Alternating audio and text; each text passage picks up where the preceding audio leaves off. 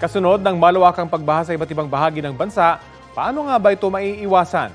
Tinanong namin ng netizens tungkol dyan. Sabi ni Justin Jan Dupla, dapat tutukan ng mga LGU ang drainage system sa kanilang mga lugar.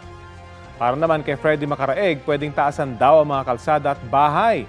Dapat din daw ay buwan-buwan ang paglilinis sa mga kanal at daluyan ng tubig.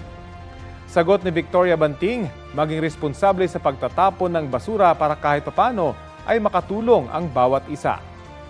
Sabi naman ni Cristina Arboleda, dapat daw maghigpit tungkol sa illegal logging at iba pang bagay na nagiging sanhi ng pagbaha.